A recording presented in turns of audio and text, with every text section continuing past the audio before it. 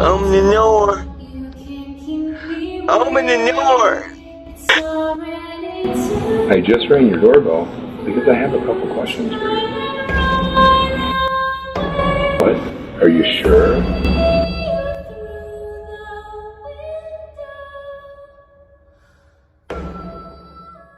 Let me tell you my nutty ass, scary ass story about the first time I visited New Orleans. Now, a little bit of context. Naturally, I'm a witchy black girl. I'm a spiritual black girl. I come from the Afro-Caribbean. I come from hoodoo, right? I come from people who have been doing this work for a very, very, very, very long time in some significant capacities. Now, when I went to New Orleans, I wasn't fully, completely tapped in on all the things I needed to be tapped in on. I was still kind of new. Tarot cards were my big entry point, and I had just started figuring out that like spiritual baths and things like that, mechanisms like that were even a thing. So I was working at a place with some people who were okay, but spiritually just didn't seem on for me. And I had a friend who worked there before me and gave me her job. Now, I should say, the people that I worked with really did not fuck with this girl who gave me her job. They thought she was like from hell, truly. And she and I had bonded, we were like sisters. And so I was like, maybe everyone just kind of like has a misconception of who she is. Anyway, we go to this conference in New Orleans. First, I'm staying at a hotel that I really enjoy. It's a chain hotel. It's one of my favorites. I get there. The room is beautiful, perfect, everything I could ever have wanted. Spacious. It's hot outside. The pool is jumping. It's like shaping up to be a really fun experience, right? Fast forward to a couple days later, my friend reached out and told me that she had a friend who was coming in who was in a wheelchair and wouldn't be able to get up the stairs to the place that she was staying in. Apparently, she was supposed to be accommodating this person. So she asked if I would basically give up my hotel room at the Ace Hotel so that she could be somewhere more accessible. Naturally, of course I said yes, because it only makes sense, right? But there was something in the back of my mind that said, if she's staying here for free, why wouldn't she just offer to get her friend a hotel room, right? It just seemed a little bit off that she made the request of me in the way that she made it. I didn't offer. She literally requested this of me. Happy to do it, but still a little weird, right? So anyway, I agreed to essentially give up my hotel room and stay with her, my friend, at an apartment, a condo that was owned by an uncle, something like that. I moved maybe 8 or 10 blocks from where I was staying, and the minute I got to that condo, everything bad began to happen. I felt bad. Like, spiritually, I felt bad. I felt sick. We had made all these plans. We said we were gonna go find a spiritual shop, get some things, get some cleansers, some candles, just some basic stuff to take back with us. Naturally, of course, along with this person, we're romanticizing New Orleans. Even though that's where she was from, we're romanticizing all of the spiritual assets that exist in New Orleans, right? And trying to figure out how we can tap into that energy so that extractively we can take it back with us. Now, you already know that's the long way to go. Anyway, we go to this shop. The minute we walk in, the mother of the shop was not fucking with me. For whatever reason, she hated my guts. She hated the way I was dressed. She hated the way I spoke. She dragged me. She was Haitian, and she dragged me for like 15, 20 minutes, telling me that in her country, if I dressed the way I was dressed, I would get raped. Like, truly came for my life. Now, I'm sensitive. I'm porous. I'm just figuring out this spiritual shit. For a spiritual leader to not fuck with me so hard made me feel so bad about myself. I felt like I didn't know who I was. Now my friend, on our way back to her house, is trying to drag me, like telling me that the woman was right, that she said all these things that I needed to listen to, blah, blah, blah. And she was older than me, so she was giving me all of this insight and being like, here's how you can be a better person, right? Long story short, as I'm staying with her, I wind up almost doing something really bad to her. She had been antagonizing me all night, bullying me. She tried to set me up with this guy, and then tried to fuck the guy a couple hours later, just really like pushing me. Until finally I snapped and became a different person. a little bit of a violent person, a lot of bit of a violent person. And I didn't actually put my hands on her. Nothing happened, but I do recall calling my mother at maybe 1 or 2 in the morning and telling her that I was going to do something really bad to this person.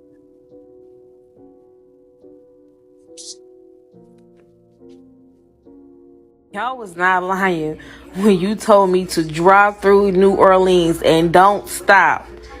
Bro, I got to New Orleans thinking I was finna get a hotel. And let me tell you how God works. See, what happened to me in that other hotel, I like to book my hotels. But for some reason, I just didn't book it. Like, it just didn't get booked. Okay. Got to New Orleans, and it's giving witchcraft. It's giving witches and warlocks. It's giving dirty. It's just giving, like, you know. And I'm gonna insert some videos too that I took.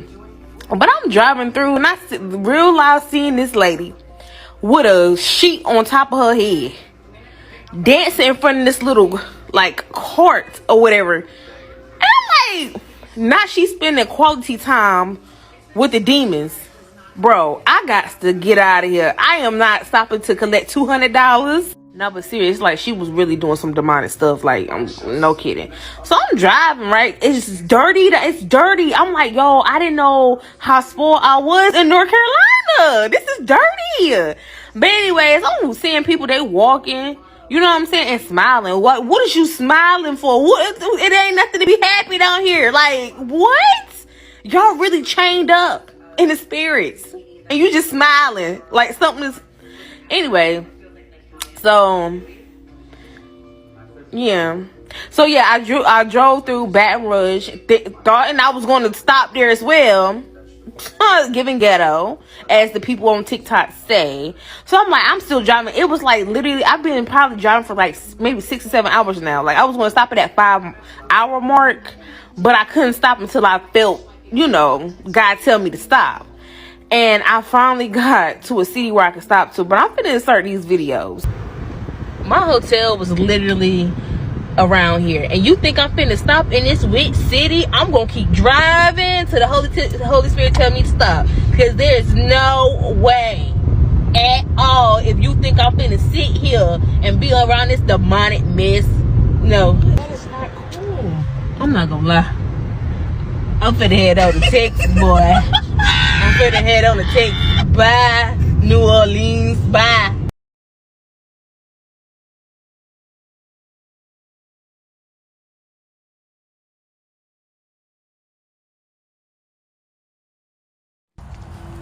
Hey guys, so I'm back with another creepy story. This time I decided to do it outside. It feels good outside. It's like 7 degrees here in Alabama in February. But anywho, so this creepy story takes place in New Orleans when me and my twin sister went to visit. We was in 9th grade. So let me give you a backdrop first. Okay, so my twin sister had best friends. So her parents decided they was going to New Orleans for the day and they want to take my sister. And so me and her best friend really didn't get along at the time because she had a slick mouth and I had an even slicker mouth. So me and her didn't even get along too much. So, but my mom told the parents, if you take one twin, you gotta take the other one. You can't just take one, don't take the other twin, you know. So the parents like, okay, of course her friend was mad. So I was like, yeah, baby, take me. But anywho, so we go down to New Orleans and we was having fun. We was seeing the sights, whatever, on Bourbon Street. We was in the French Quarters. And we go to the gift shop. So we wanted to buy some stuff for our siblings and our parents and grandmother. So we go down to the gift shop. And my sister friend, their parents were a little older. They was older in age. And my sister friend, she was kind of a little overweight a little bit. So the parents got tired while we was in the gift shop. It was a long line. They got tired of waiting. So they was like, look, we parked around the corner. We knew exactly where they parked. They said, just come to the car when y'all get through. We was like, okay, cool, bye. So the parents went on by their business. So we stood in line with me and my twin and her best friend. So her best friend, she got tired too waiting. She was like, look, I'm going to the car with my parents. I just see y'all when y'all get to the car. And we was like, okay, cool. So me and my sister, we get out the car. I'm sorry, I'm looking at the golf cart. But anyway, so we pay for our purchases and we walking out the store. So directly across from the store was a voodoo shop. Yeah, this lady came out the shop. It was like a black woman. She had like this whole white mask on, like a red dot in her forehead. She had like a white turban on. She had this all white dress.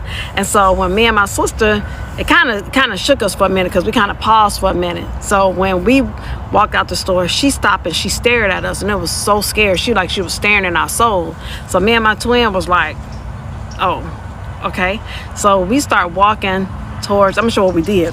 So we get out the store. So me and my twin, we just walking, and we noticed the lady walking. So we stopped and we looked at her. She stopped too.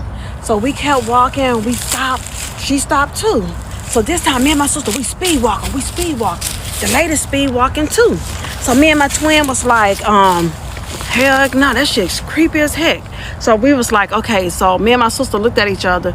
We said, when we get to this corner, we're gonna take off, we're gonna run, we're gonna haul ass, right? Because we had just got through running track that previous time. So we said, girl, we just gonna run. Hold on. Story time about this creepy dream I had the other day.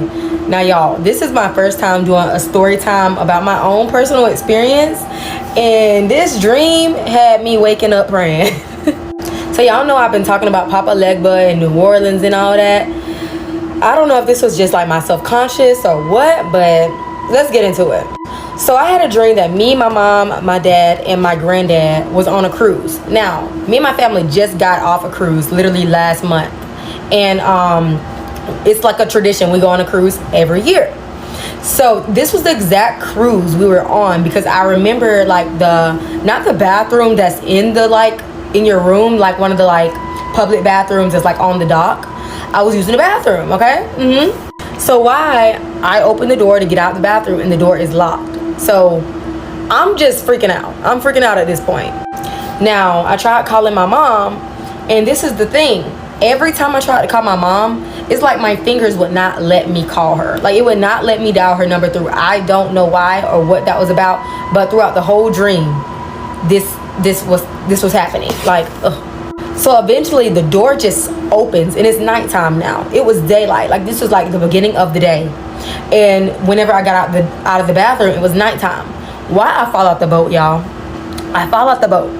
So my cousin and my sister Tori and a few other people that I can't really remember who they were in the middle of the ocean, out of nowhere. It don't even show me falling into the water. It just shows me in the water with my sister and my cousin and a few more people that I can't describe. Now, this is where it gets crazy. We were not dead. We were literally in the middle of the sea, the deep sea. The ocean already freaks me out. We're in the middle of the ocean, and the government tells my family and everybody else's family that went out in the ocean that we die, and they gave them money for it, all that, lawsuits, this and that. But the crazy thing is, we weren't dead, and they never came looking for us. So I just remember us swimming through the ocean, and us going through different countries. I know that sounds crazy, but we were traveling through different countries to get back home. But the crazy thing is, the government was looking for us, but they were looking for us to kill us, because they already told our family that we had died when we fell off the boat. But I remember running through a swamp, and we just fell into a little river. And I remember this man being on a boat, and it was a bunch of fog around it. It was like an old pirate boat, but it was in a little swamp. Why was Papa Legba on that boat, y'all? But it was the Papa Legba from American Horror Story, not the real one. But I remember him. He was in the middle of the boat. But the crazy thing is, y'all, he helped us. He helped us. Now, I know the only reason that I dreamt about him is because I've been doing a lot of research about him. And dreams are supposed to be things that you thought about before you slept, or things that's been on your mind. Or was it something more personal? Or was it something, I don't know, but he helped us get off of the boat and into this town. I'm telling you, nobody was afraid of Papa Legba. Nobody was scared of him. We was just trying to get to the next destination. But it was almost like we were Bonnie and Clyde. Me and the people that we were with, you had some people trying to help us, and then you had some people that was trying to turn us in because they knew that it would be a reward. Like I said, the government was just after us. We are literally going through different continents and countries, trying to fighting for our life. This is a crazy dream. Now, when Papa helped us, I remember waking up outside in this like old town, like one of those towns that you like pass through. So I cannot remember her name, but y'all, when I find her name, I'm gonna tag her in here. She is a TikToker on here and she's really known. I remember her and a girl in a car and they was backing out of their driveway. We stopped them. At this point, we like muddy, dirty. We've been fighting for our lives for the last few days. We're like, hey, can we please go in your house and get some food and shelter and take a showers and do this and that? We need help. And then she realized who we were. She was like, oh, jump. Yes, but y'all gonna have to leave before my mama get here because she will turn y'all in. That's exactly what she told us. So it was like, all right, bet. She was like, I'm gonna run some errands. Y'all do what y'all gotta do. So we're in the house. We're sleep. We don't sleep. We don't eat. We trying to get our rest because we know we gotta have to. We on the run. We are on the run, y'all. So whenever we woke up late and we heard her mama coming in the house, y'all, we took off. But the crazy thing is, when we hid, we only made it to the backyard. We went inside this doghouse. Now, the doghouse looked small on the outside, but it was huge in the inside. So we hid in the doghouse until her mom like went inside the house and went in her room. I just remember like a trailer picking up the doghouse, like it was carrying the doghouse, and we we're all on the back of it.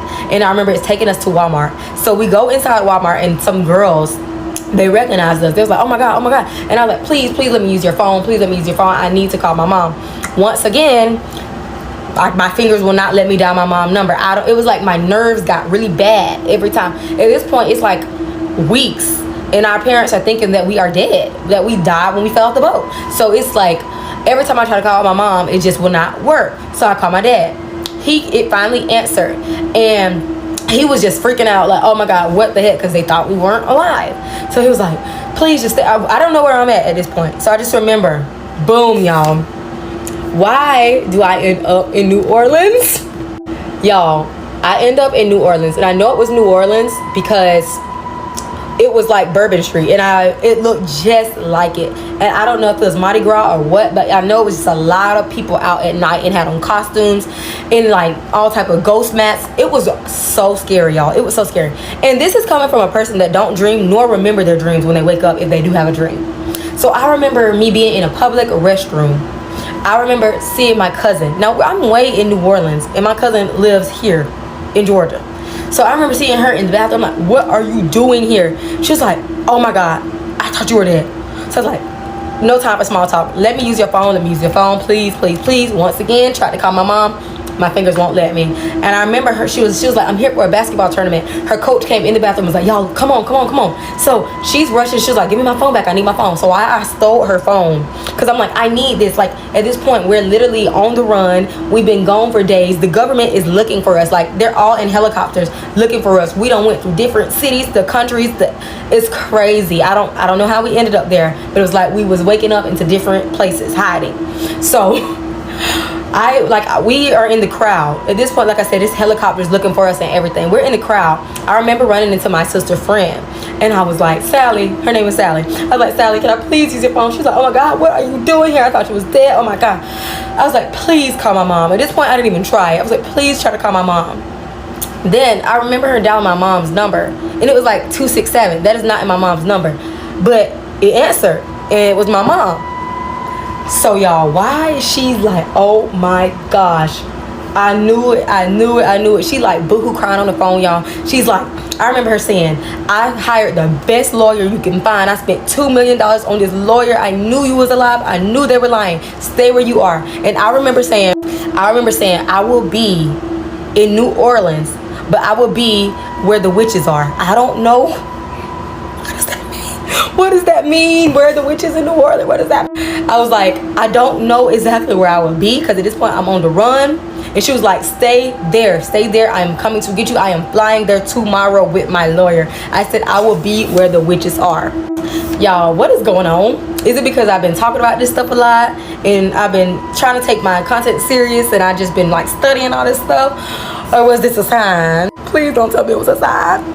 But share with me like a crazy dream that y'all have had that stuck with you and that just creep you out. Like, I know that dream might not be crazy to y'all, but to me, the fact that Papa Legba and that I'm talking about I'm where the witches are and I'm in New Orleans, that dream freaked me out. This is the story about how I got possessed in New Orleans.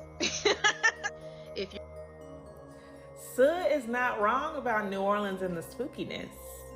she's not wrong, and I just experienced some weirdo stuff. So listen here. So I travel for work, and recently I've had to go to New Orleans like twice. Never had any bad experiences in New Orleans. It's been quite a party city for me, a lot of blackout nights, so I don't really think too much of it. But the past few times, things have happened that have been a little unexplainable. So the first situation, it was back in February. It was at the Hyatt Regency. I was there for a work event. Pretty nice hotel. It doesn't get like super old or anything.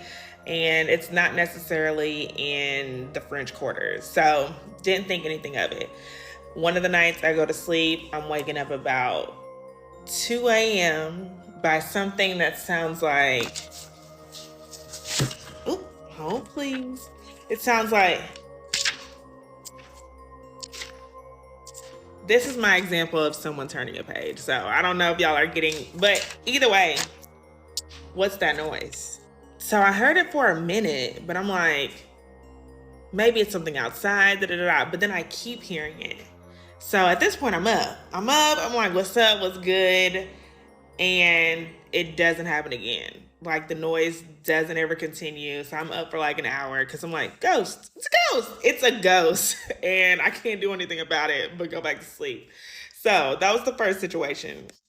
The second one most recently happened. I stayed at the Omni Royal Orleans or something like that. It's the Omni. And I was there for another work trip. Now this one, it was giving 1920s. Like, I don't even know if that's the right era, but it was giving spooky Halloween town. And as soon as I walked in this thing, I'm like, I'm going to have an experience.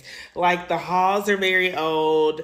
It just gives like old Victorian, I don't know. It gives like very much so someone's living in this house. So the first night, again, around 2 a.m., I hear something that sounds like this.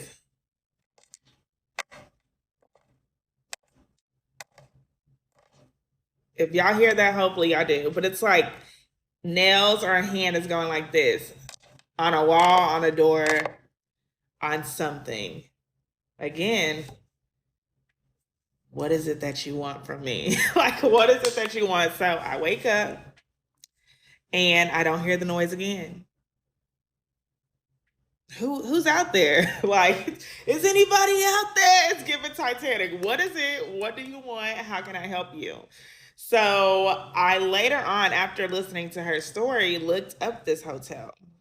Now it says this particular hotel is known for paranormal activity, and guests have seen a maid walking the hallways. Guests have been woken up by a maid or a guest tucking in their linens in the bed, standing right beside them. Like, excuse me? So you're telling me I was in a true haunted house or haunted hotel and I didn't even know it? Like, I don't play with goblins, ghouls, ghosts, anything that I can walk through. I just don't play with it. So tell me if y'all have had any experiences in New Orleans or at this specific hotel where it gave you the ick or gave you the heebie-jeebies. I would like to know. Back in 2019, I did a road trip, and one of the stops on my road trip was New Orleans. I rented out this Airbnb. It's called Melrose Mansion. Upon arrival, the place looked really nice. It was kind of difficult to figure out where to park, so I parked on the side of the street and then went in to talk to the attendant. As soon as I walk in, I noticed that the attendant that was there had a black eye. Like, I'm talking black and blue, looked like someone really like did a number on him. Prior to this, I was looking at the reviews and someone did mention that the person had a black eye, and I'm going to insert right here. So he checks me in and goes and shows me around the mansion. The place is really nice. Like, the ambiance and just the infrastructure of the place was really, really nice.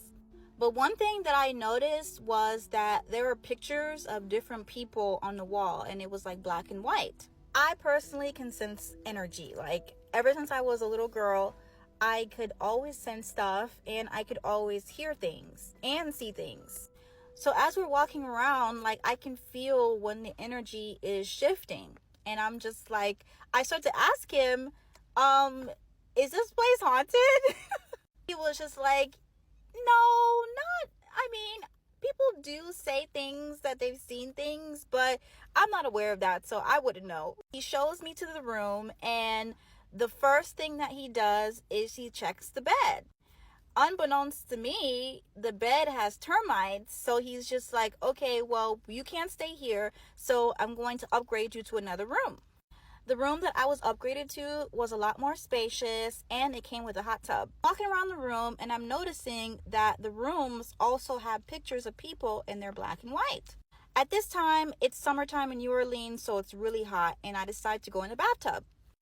As I'm in the bathtub, I can feel the water start pulling me down. Like, the water is forcing me to go underwater.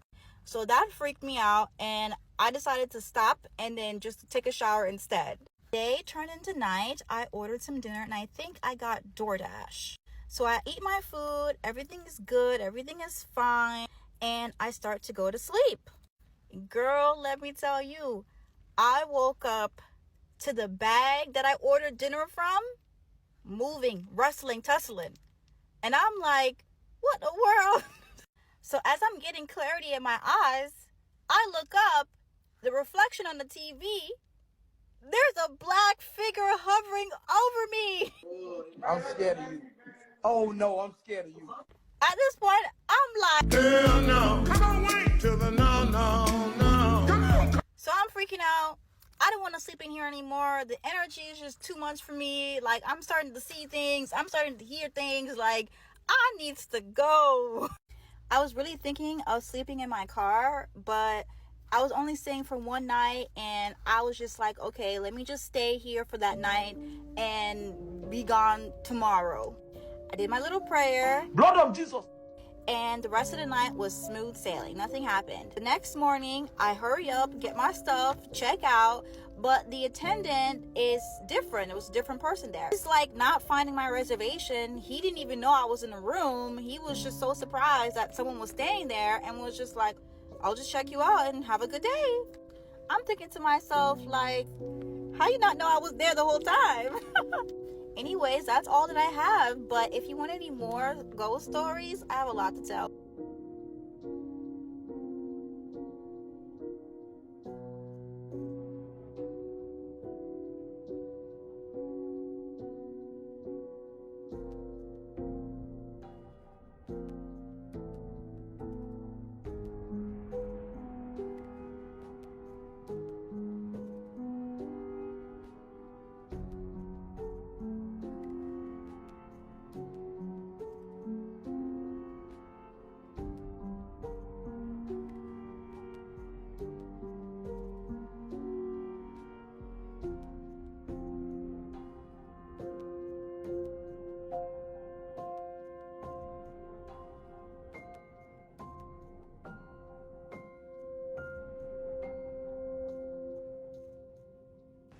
Greetings, multiple gateways from New Orleans here, fortune teller, psychic medium. Anyway, what I want to share with y'all really quick is a story about Marie Laveau. Now, let me tell y'all something. I know so many people have been in competition to take this woman's title and just want to be the next voodoo queen of New Orleans. I'm gonna be real with y'all. I don't think it's gonna happen for anybody.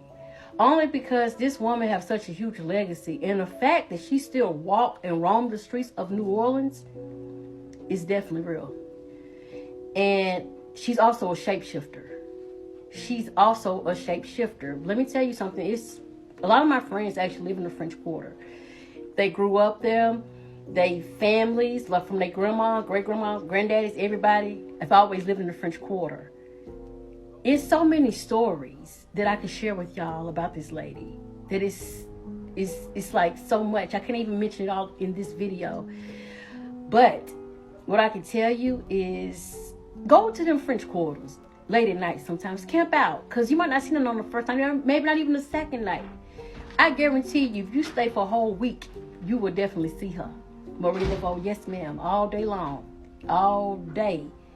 So many locals have seen her late over in the night, roam and walk in the street, but she also can transform into something else. She shapeshifts. as well. When you go to Google, put in the queen, the voodoo queen of New Orleans, her name still comes up. And Google speaks of her as now, present. They don't even speak of her from the past. They don't use past tense for her at all. So, you know, that's amazing. And it also lets you know that she still roams the streets. And the spirit world is very real and that she hasn't went anywhere. You know, so that's just something to take into consideration. I think the story is amazing. So just want to share. New Orleans is a portal city, one of only 7 on this spinning rock. Okay. Hear me out. I went to New Orleans. I come from a clairvoyant family that is spiritually gifted, and I lie to you not. I have never had so many range of emotions visiting places more than I did New Orleans. I've never had a more vivid nightmare than the one I had in New Orleans. I looked in somebody's face and I saw that they weren't human. They were most definitely something spiritual and not good. You feel me? Like I had a dream in New Orleans that was so vivid and so real. And this is in the middle of the day. We had just got finished eating lunch, went back, take a nap or whatever. I dreamt that water was running and I kept hearing people crying and crying and crying. Like, oh man. This man was walking back from fishing when he captured this on video. Yo, what the?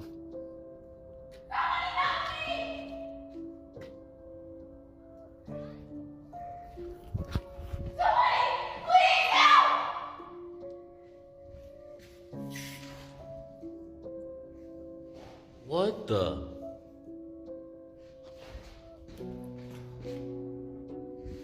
Bro. There's nobody in here.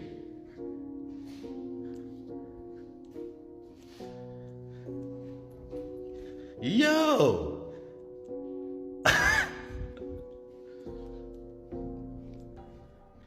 When you don't treat the dead with respect, they will most certainly come back and haunt you.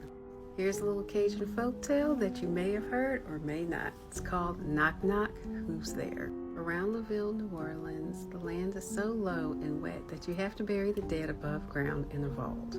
That's because if the river were to overflow or a hurricane were to hit land, your family members might just rise up and come back and pay you a visit. Now, down the river a ways from Laveau, there once lived an old man and his only daughter, Jolie Fillet, or Teresa as she was called. Her mama had died and left Teresa in the care of her greedy, miserly father. He worked the poor girl like a mule and dressed her in rags to boot. And though she was of marrying age, he would allow no man to court her. The only man she ever saw was her papa. All this man ever cared about was the gold that was hidden under the floorboard of his bedroom. Every night when it was bedtime, he'd go in his room, close the door, lock it, take out the gold, and count each piece by flickering candlelight. He was said to love the way it clanked and shone in the candlelight. Poor Teresa was so lonely that each night she'd go and knock on her father's door, and he'd always respond, "Who's there?" "Papa, c'est moi," she'd say. "It's me, Teresa, Papa. Let me in so we can talk. I'm so lonely." But her father would always yell back, "Girl, go on and get out of here. I can go do some work. You only want to get your hands on my gold, and that'll be over my dead body." And it went on like that every night until one night there was a knock at the door. The father responding, "Who's there?" and Teresa saying, "It's me, Teresa. I'm sick. I need your help. Papa, please let me in." But he yells back, "You lazy, good-for-nothing girl. You ain't sick. You just want to get your hands on my gold. Get out of here. It'll be over my dead body." But again and again, Teresa would come back and knock on the door and say, "Papa, I'm sick. I'm bad sick. Please help me." Until finally she said, "Papa, the pain is worse. I really need to come in." But her father's heart was as cold as those coins until the girl's voice faded into silence and the knocks were no more. But father's curiosity finally got the best of him, so he put away his gold, went to the door and unlocked it to find Teresa lying lifeless on the porch.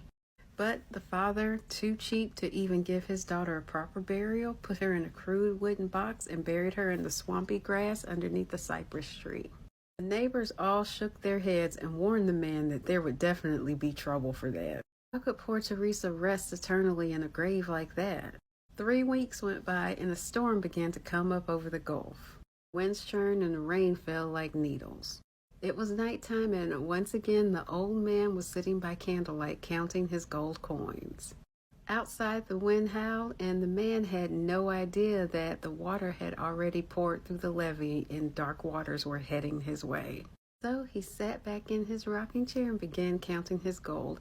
1, 2, 3. That's when suddenly something thumped against his porch. Knock, knock, he heard at the door. Who's there, he hollers.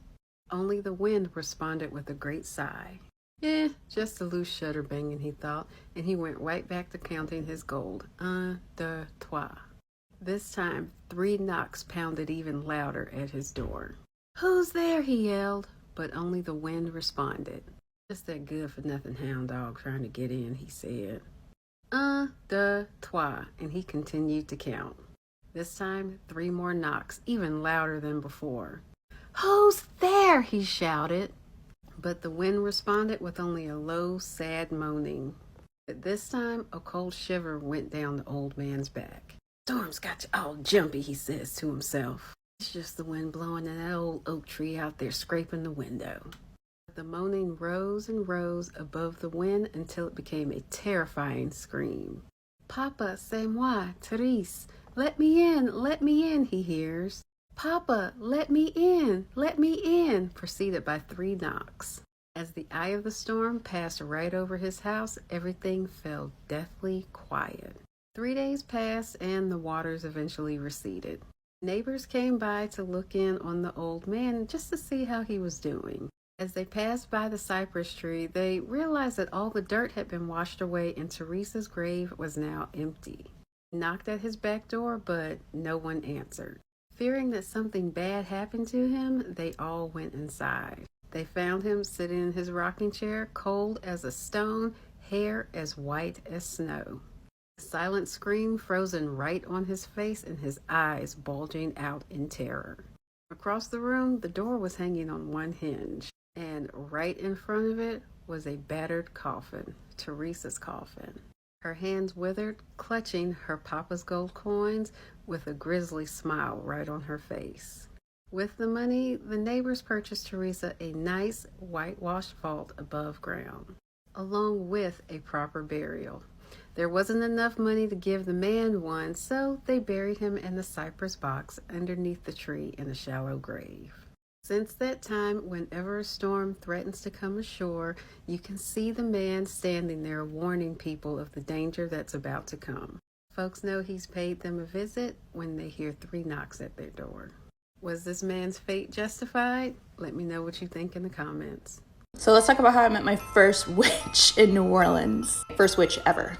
So for some of you that may or may not know, I'm originally from New Orleans. I grew up there until I was 12, and then I eventually moved back when I needed to attend university. But growing up in New Orleans, I loved it. I just loved how there was something very unique and special and spiritual about the city. Also, there was something very mysterious and very heavy at the same time. But I remember growing up and hearing so many cool stories, especially ghost stories and legends. My favorite was always like the Rougarou and the Lady in White of Mona Lisa Drive. But I was on the phone with my mom and she was sharing like the fact that she was finding these old dance school photos of myself and my sisters. She was like, oh, I found this one of you and your friend. I don't know if you remember this girl, but you guys got into so much trouble. And it clicked. I was like, yeah, that was a tap dance I took at the Martha Meyer School of Dance, which was right next to Randazzo's Bakery. And if you know Randazzo's, then you heard me. And I was like, oh my God, it's crazy that you found these pictures, especially that picture of her, because I remember always talking to this girl in class because she had the most crazy stories about her house and her family. This girl grew up in some old house in New Orleans with her and her family. What was so intriguing about her mom and her dad is that she claimed that they were witches. And I didn't believe it. I was like, no way.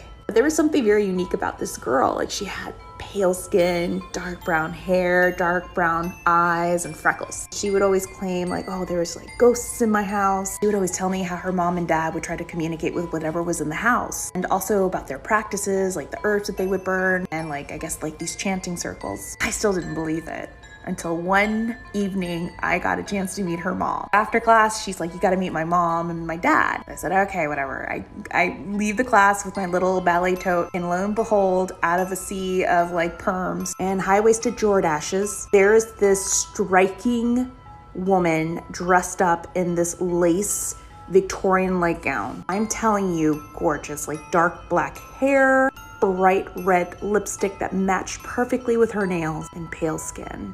She had all sorts of silver jewelry, and it was like looking at the love child of Stevie Nicks and Elvira. Then her dad comes in. Her dad's dressed up in all black with silver jewelry, black hair, black stash. And of course, like the first thing that comes out of my mouth after she introduces me to her parents is, "Are you witches?" And both of them laugh. I'll never forget the way she smelled. She smelled like frankincense. Then I asked her, is it true that you guys like speak to ghosts? And her reply was, oh, they just speak to me. Then they start getting ready to leave. And I told her, you know, it was nice meeting you. And I'm just like still shook with the fact that I met a witch. And then she stops and then she looks at me. And then she said, it was nice to meet you. Don't be surprised if one day these ghosts end up talking to you. Would you believe that this guy and this guy are the same person? If you live in New Orleans, maybe you've seen him around. Although if you have, I'd suggest that you probably run the other way. Either way, if you don't know who he is supposedly the vampire of New Orleans. Saint Germain was born sometime around the 16 or 1700s, but there are other reports of a man with these similar features dating all the way back to Christ. This man was a close acquaintance of figures such as Voltaire, Catherine the Great, Marie Antoinette, King Louis, Casanova, and so much more. There are some reports that even say that he was there when Jesus turned water to wine and was a part of the Council of Nicaea. There were reports of Saint Germain sightings all over Europe until 1784 when he died in Germany. But in 1793, he was seen in the crowd at the beheading of Marie Antoinette, which would have made him about 100 if that were true. But how did he get to New Orleans? In 1902, a man by the name of Jacques Saint Germain buys one of the most prestigious properties in New Orleans at the corner of Ursuline and Royale. It's said that he immigrated from France and was a descendant of Saint Germain. People who would party with him would often say they never saw him eat, only drink red glasses of wine. Jacques had been accused of attacking a young woman. The police gave him the courtesy of coming into the station the next day, but when he never showed, they decided to take a visit to his place. When they walked in, there was no Jacques. There was no furniture, no cups, no plates, no utensils. Only wine glasses and remnants of something that appeared to be wine, until further testing determined that it was actually wine mixed with blood. In the 1970s, this man, Richard Chanfray, came forward as being the Count himself. He went on to tell a wild story that he was a vampire who had been living and just decided to roam and made his home in New Orleans. Although in 1983, Chanfray reportedly unalived himself in Saint-Tropez. Although if you're in New Orleans, there are sightings of a man named Jack likes to harass tourists from time to time and play tricks on them. And he kind of looks like Chanfray and Jacques and the Count. So if you're looking for your own interview with the vampire, you can call out for Jacques if you like. Meet him at the restaurant N7. Here they have a delicious plate of frog legs. Check the tag video for reference. Either way, this is a crazy story because this dude is really giving Lestat vibes. And Rice, what you know, girl? Never visit this abandoned building in New Orleans. Here's why. This is a historic photo of the Hope Haven Orphanage and Madonna Manor in New Orleans, Louisiana. This place was a Catholic school that for decades took in the orphans of New Orleans and surrounding areas and provided them with a loving and caring home. At least that's what people thought. In recent years, though, in reality, we've been finding out that Hope Haven was a house of horrors for kids that were sent there. As it turns out, the priests and nuns that were working these buildings were essaying the children there. They were not only abusing these children in vile ways, but they were also physically abusing them, beating them with rulers, beating them with sticks, and like I said, forcing them into performing horrific acts on them. These were nuns, priests, monks, people that were tasked with giving these children a nice home, and a lot of these men were abusing the young boys when no one was looking. All you have to do is go read this article about the former orphanage. I mean, it talks about how children would hear other kids screaming through the hallways throughout all the night. Kids would see other children with bruised and bloody faces. And it details firsthand accounts of kids that were inappropriately touched when they were there living there. Now, it's no wonder that Hope Haven and Madonna Manor are both known to be extremely haunted. And a few years ago, I actually broke in there with my wife and a couple other people from New Orleans that knew the area well.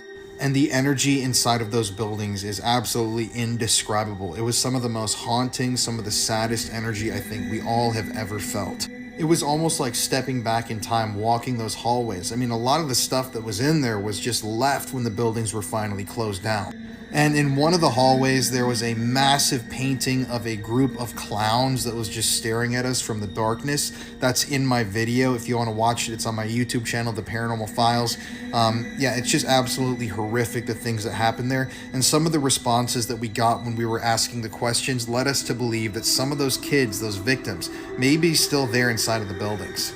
We also received some responses that led us to believe that there may be some of the evil priests still living there. I don't really know exactly what the type of energy is that's in those buildings, but it's just not good. New Orleans Haunted Story Time. This is a time where I got locked in one of the most haunted places in New Orleans. That is Bloody Mary's Haunted Museum, which I highly recommend that you go visit and take a tour, and also do a paranormal investigation. On one of my yearly visits to New Orleans, I was visiting family, and my niece wanted to go travel to this museum. It has a ton of crazy haunted objects and old school paranormal investigation equipment. 20 minutes into the tour, my niece feels something touch the back of her neck and even pull her ponytail. One of the assistants overheard us and said, yeah, that happens quite often. We have many entities in this building, especially children. That's great and all, but no me toques. We ended up doing a seance where we heard unusual noises and felt as though something was brushing against our leg, which we find out is a ghost cat that happens to be around the museum.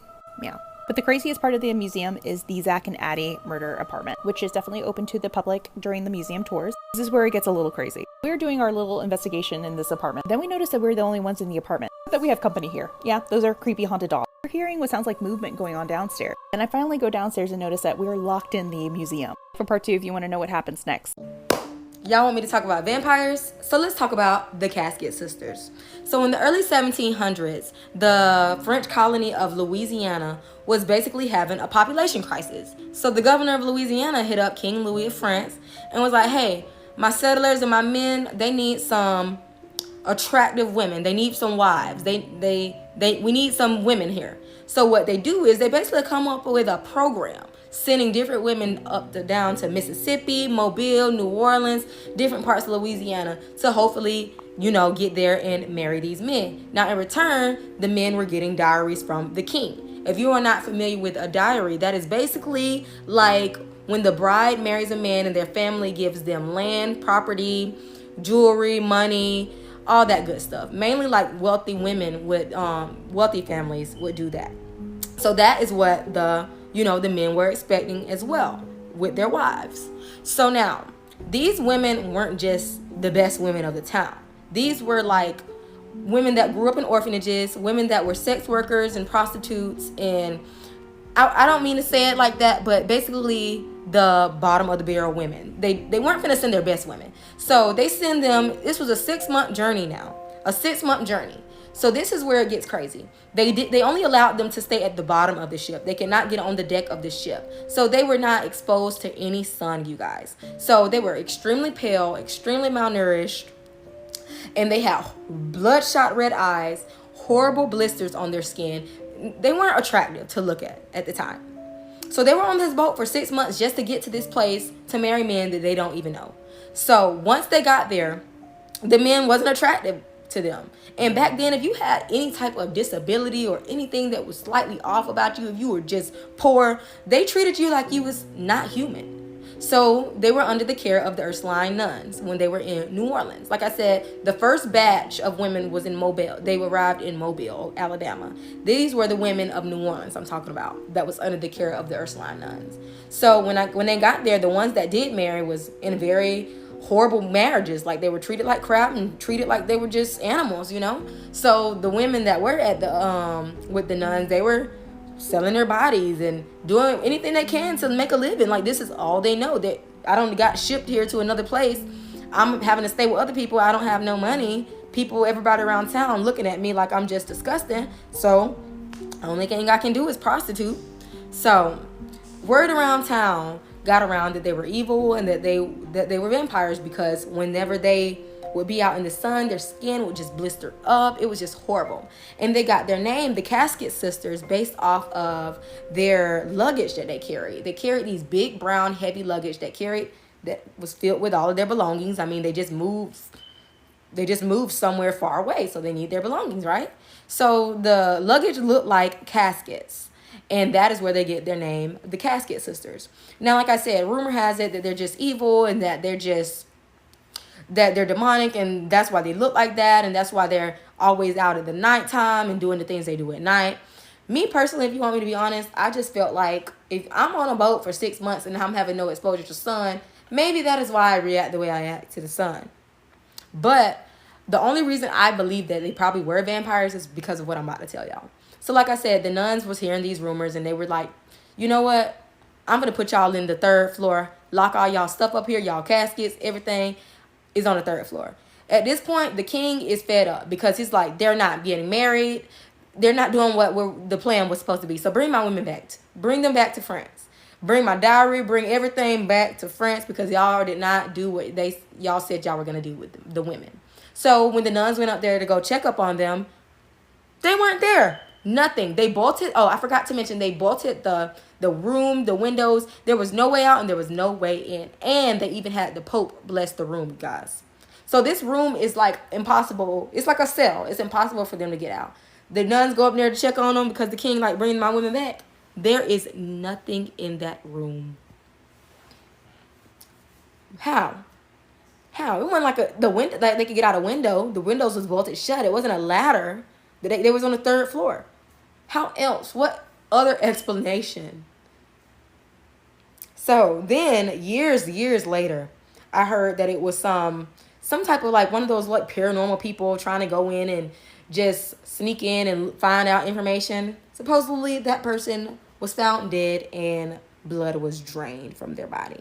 Now, I don't know how true that is, but that's crazy to me. But let me know what y'all think about the Casket Sisters. Who wants to see some of the best ghost pictures ever taken? Before you come at me and say, I've seen these before, yes, you have. I post them once a year. So let's get into it. My husband's cousin took these pictures in New Orleans when she was on a historical tour. So they pull up to this house that used to be owned by a despicable, vile creature named Madame Lalaurie. And she was a slave owner that did unspeakable things, and we don't need to talk about her anymore and give her that. So the tour guide's like, yeah, go ahead and take some photos, you know. Sometimes people catch orbs on cameras, and it's really important to note that nobody crossed the street the entire time that these photos were taken, and you'll see why that's important. So the first photo, there's really nothing to see. It's just in front of the house. As you can see, nobody's walking by. The second photo is where it gets kind of interesting. If you look right over here, you can see somebody walking by and what looks to be, to me, like an old Mary Jane or some sort of like saddle shoe almost. And if you're like me and obsessively research everything, these are what shoes looked like back then. This photo is the most terrifying of all. And I know you're looking around, you're looking at the windows. No. Let's get closer, shall we? I post these photos every year and I'm just still so amazed and in awe. I mean, she looks like she's floating. She looks straight out of the late 1800s. The first year I posted these photos, I legitimately thought it was Madame Lalaurie. I didn't know that she actually fled to Paris. So people in the comments have had theories that it could have been her daughters or, you know, some other people from that time. But all in all, that place is very haunted. New Orleans is very haunted. And I believe them. Hello, TikTok. It's your favorite fat girl here, Fat Girl Freestyle, giving you my contribution to the creepy story, scary story trend on TikTok. I wasn't going to tell this story, and only a few people know about this experience, but I decided TikTok would be a great place to share it. So I live in New Orleans, born and raised here. And as you all know, New Orleans is one of the most mystical cities in the country. There's a lot of stuff that takes place here. Some can be explained, some can't. But we peacefully coexist, for the most part, with our spirits. Everyone loves to have a good time in New Orleans. And whether you are on this side or the other, it's kind of hard to leave this place when you're having a good time. But I digress. So, a few years back, I drove a cab. And driving a cab, you encounter all types of people. Well, there was an older lady. I'm going to call her Miss Barbara. I picked Miss Barbara up one day, and Miss Barbara and I had a wonderful conversation on the ride home. And when I got to her house, Miss Barbara told me that she was looking for a private driver to take her around to doctor's appointments.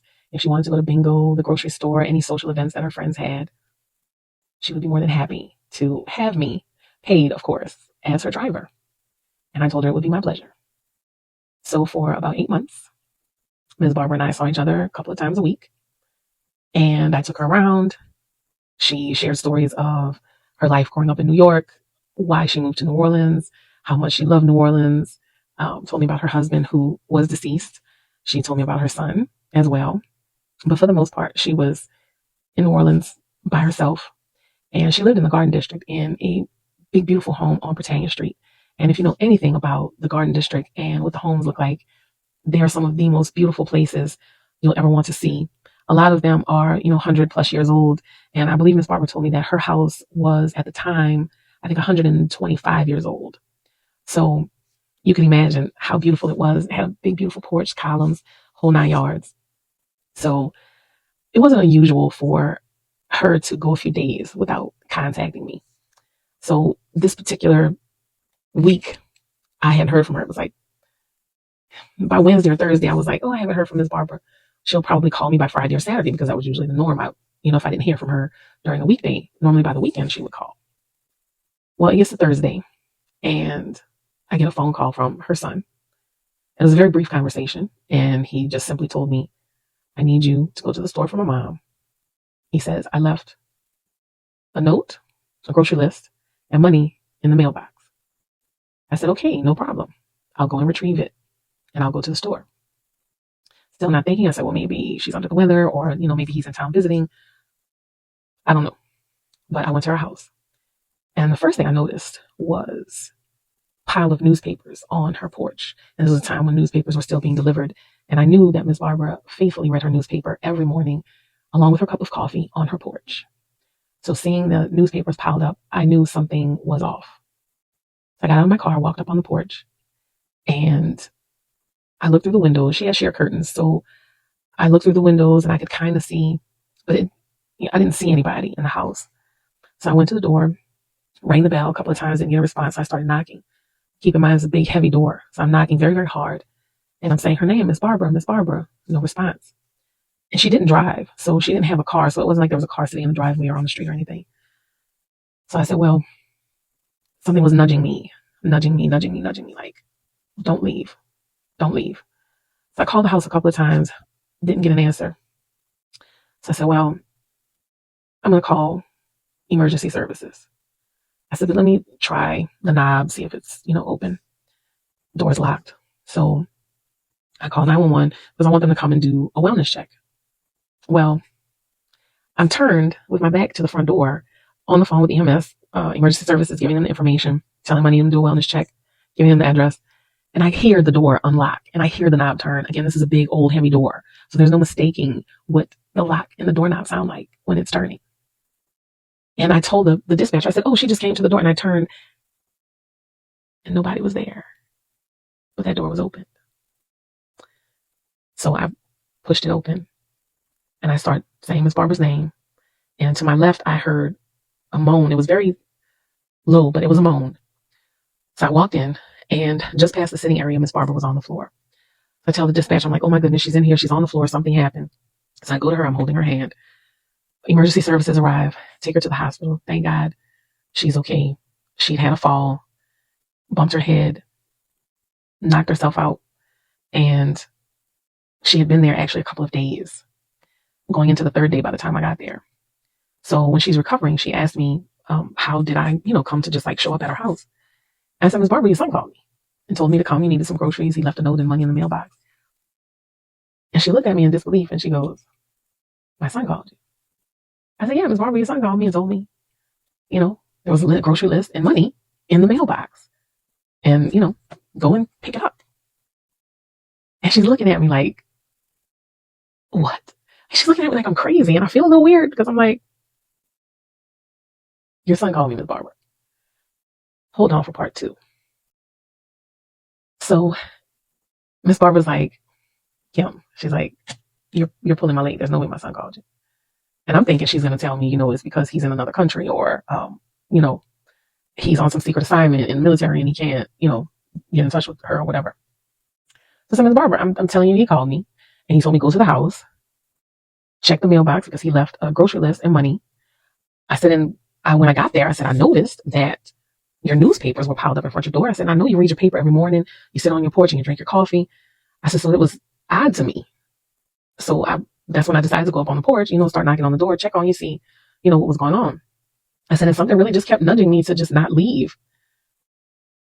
I said, but I said, the strangest thing happened. I said, because I tried the door at one point. I said, when I was on the phone with emergency services, I said, I very distinctly heard the lock and the knob turn and the door came open. I said, that's how I got into the house. I said, so I'm not sure what that's about. I said, but, thank goodness because I was able to get in and, and she's just staring at me.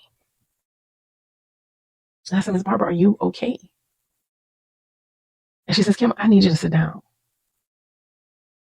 I said, okay, no problem. I said, are you okay? What's going on? And I'm, me not thinking, I'm like, I said, do you need to call your son? I said, do you want me to call him so we can tell him, what happened, what's going on, let him know that you're okay? I said, I can look through my phone and see what number he called from. I said, and if we can't get in touch with him directly, we can call his rank and, they can get in touch with him. And she's just waving her hand like this. She's not even talking. She's just waving her hand and she's shaking her head. And she said, you don't need to do any of that. And she took a deep breath. She let it out. And she looked at me directly in my eyes and she said, Kim, my son has been dead for 10 years. She said, there's no way he called you on that phone. I said, Miss Barbara, your son called me and told me there was a grocery list and money in the mailbox. I said, I would not lie to you about that. I said, I would not joke or kid or anything like that. I said, that is the only reason I showed up at your door. The only reason. I said, when I saw the newspapers piled up, I knew something wasn't right. And she said, I'm telling you, my son has been gone for 10 years. She said, but I'm not upset with you. She said, I believe you. She said, I'm going to tell you why I believe you. She said, I remember falling. She said, I'm not sure how long I was out. She said, but when I came to at some point, she said, my son was sitting on the floor next to me. She said, he wasn't saying anything. She said, I really thought I was dead. She said, but I talked to him the whole time that I was down on that floor, trying to pick myself up, not being able to move, going in and out. She said, I talked to him. She said, I told him, if it's my time, stay with me while I go. She said, but if not, if it's not my time, I need help because I can't move right now. And she said, he just kind of faded away. And she said, the next thing she knows, she hears me knocking at the door and calling her name. And I just leaned back and I was like, what? I was like, Miss Barbara, there's no way. I said, there's no way. I said, there's no way. I said, because I heard his voice as clear as day on that phone. But the more I thought about it, he was clear, but he sounded like he was calling from a distance, if that makes any sense. I said, Miss Barbara, I said, what? I said, first of all, my mind is completely blown. I said, but you never told me he was deceased or anything. I said, I didn't, I thought he was still alive this whole time. And she said, nope. She said he had come to New Orleans to visit her. He was going to the store to get her some groceries. And he had a grocery list and cash in his hand. When he got out of his car at the grocery store, he had a heart attack in the parking lot and died.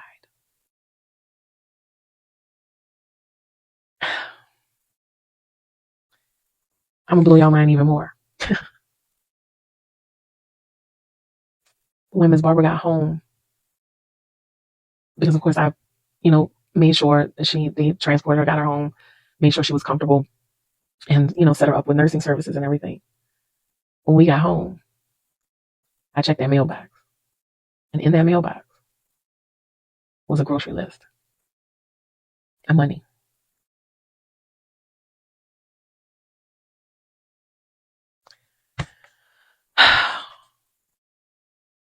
True story. Miss Barbara died a few years back, peacefully. And I know her son was there waiting for her when she passed. Y'all let me know if y'all want to hear any more stories from me. I have a lot more to tell. So I hope you enjoyed this one. Love you. See you next time. Okay, so I'm gonna tell you guys about my creepy night, my weird encounter that I had down in New Orleans for Mardi Gras. So this was a few years ago, and the first day that we were down there, it was actually smooth. The vibes was cool. We ate really good food. Love the culture down there. We chilled. That first night we did go down to Bourbon Street. It wasn't even that packed. The first night it wasn't that packed at all. We socialized with different people, but there was one particular person that we did have a conversation with. He came right up to us and was like, hey, y'all better be careful on Bourbon Street. Don't get caught up in something that you're not supposed to be caught up in. Don't go too far down Bourbon Street. Stay ahead. Don't. He said, we was like, okay. So he said no. He said, I'm serious. He said don't. And he said, I've seen many people die on this particular street and many people vanish. He started telling us some crazy stories. And so we stayed right there talking to this man for at least a good 20-30 minutes. We enjoyed the rest of the night. We stayed out for a while that night. We went back to our hotel. Everything was chill. We planned to go back down to Bourbon Street the next day. This is when things took a shift from the moment I felt like we left our hotel room. Everything just fell off. Things just felt weird. Everything just felt so weird. So we went down to Bourbon Street, and this particular night, the street was packed, like to the point where you could barely walk down the street. We didn't even drink this particular night. We didn't have nothing to drink at all. We were very sober. We just kept on walking. We just honestly kept on walking. We really just got caught up in the moment, just looking around, seeing people talk, do crazy stuff, and we just kept walking. And I kid you not,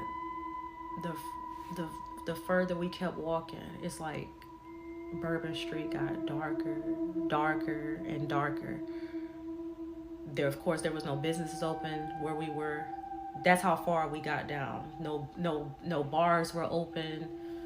It's like the street got quieter and quieter. We could turn around and we can still see people down Bourbon Street still. So we knew that we didn't go off. We know that we didn't go off too far, and we got to a point of Bourbon Street where there was it felt like the end, but we could still see the other side of Bourbon Street, if that makes any sense. But we were way past the crowd. There was really no one where we were. There was no businesses open. There was no bars open. We were just going. And we get to a certain point where we just all stopped talking with each other. We just got quiet. I don't know. We just stopped talking, and we just started walking. It's like something caught our attention to the point where we were just silent, and we continued walking down Bourbon Street. We kind of looking at each other, all kind of confused, like, you know, like we don't turn around. Like, why are we still walking? And we got all the way down to this part of the street where there was a lady sitting. It was a lady sitting in a chair. She was dressed in all black. You couldn't see nothing on her. She didn't flinch. She didn't look our way when she saw us. She didn't do none of that. She sat there still like a statue. And next to her was a small stool. And it looked like it was some of her belongings that was in a black bag as well. She didn't say nothing. We all paused in our tracks. We looked at each other. And we was like, I said, let's turn around. Let's go back up towards Bourbon Street. The only thing that was really well lit that night was a lamp pole that had a lantern on it with the fire going. That was the only thing that was well lit. The rest of the street got extremely dark. It's like the air got heavy. It felt like there was pressure on us, honestly. Like, once we all talked about it later, it felt like there was pressure on us, and I can't even explain how it felt. Like, it just was a very eerie feeling. So we said, let's just turn around. We're gonna go back up towards Bourbon Street. I kid you not. As soon as we turned around, we were no longer on Bourbon Street anymore. How we got there, I don't know. It's literally like we turned around, we saw the lady sitting in all black. We saw the lantern with the fire going. We said, let's go back up towards Bourbon Street. We turned around, we're no longer on Bourbon Street anymore. We're on a street that we never even been on. We didn't even see the street the day before when we were on Bourbon Street. And where are we? How we get here? We're all looking confused. We're all pretty quiet, like, where are we? There's no one on this street. Not a soul on this street. Nobody's walking by. There's nobody's talking. We can't even hear the sound of Bourbon Street anymore. We don't hear any people screaming. We don't hear any yelling. We don't hear nothing. It's dead. It's dead silent. And so we're just walking down this empty street. You could hear a penny drop. That's how quiet this street was. And at this particular time of night, New Orleans is pretty loud. So to be walking down a street where no one is at, no security guards, no cops, nobody's walking along the sidewalks, nothing is going on. There's not a car on the road. We're not hearing the sound of cars. We're not hearing nothing. It's literally like, once we got down to the end of Bourbon Street, we saw that lady sitting all black with the black veil covering her face. I don't know if I mentioned it, but she had a black veil over her face, and we turned around. It's literally like we were in a different dimension. I started thinking about the day before. That guy told us, do not be walking all the way down Bourbon Street. Don't be going all the way down. So as we're still walking down this unknown street, it's pretty dark. We're all looking confused, lost. We hear the sound of footsteps. We hear someone walking, and we all turn around at the same time. And when we turned around, there was 4 men, 1 girl. 4 men, 1 girl. Which is pretty common to see people in New Orleans wear masquerade masks. It was completely white, covering the whole face. And the girl, she had the same mask as them as well, except for one of the guys had a symbol on the side of his mask. I didn't look too much to see what the symbol was or anything, so I can't tell you guys, but they started walking. They were walking really fast towards us. 4 of the guys had on suits. The suits looked old though. They didn't look like they were from today's time at all. We all look at each other, and so we continue on down the street. So we're walking fast. We're like, let's get up off the street. We don't have time for whatever's going on. Let's just keep on going down the street. And it's dark. We're still not seeing anyone out. There's still not a car out. No one else is walking down the sidewalk or anything. It's as if we were in a whole new dimension, honestly. The girl had on a old vintage dress with high white socks. It don't even look like she was a part of this time. It looked like she was like from mid-century time, literally. Like she was from like mid-century time. And she was walking along with them in the group, with the other 4 men in the group that all had on suits. Okay, so we're heading down the street. We're walking fast. We're looking for a crossway, somewhere to cross, anything, and not one crossway was appearing. Not one. They're walking faster. We're walking faster. Next thing you know, they're right up on us. They're right up on us, and they're just walking. So we all turn around because they're like, we're gonna watch our back. They're behind us, walking backwards. They're starting to walk slower. So we're like, what is this about? The girl makes her way behind the 4 guys, and she takes her index finger and drag it along the brick wall that was near us, basically as if like she was signaling to them, hey, it's time for whatever they had planned. And she slid her finger across that brick wall. So as we continue walking backwards and looking at them, like, we're all looking at each other like, okay, this is weird. I'm pretty sure at this point we're all thinking what the man told us. We should have not continued down Bourbon Street. Now we're somewhere where we don't even know. We're probably in a whole different dimension. Not really sure. So they're walking fast and stuff. They're literally like, their backs start to like hunch over. It looked like they were from The Purge, literally. We don't know what their intentions was. We weren't gonna ask.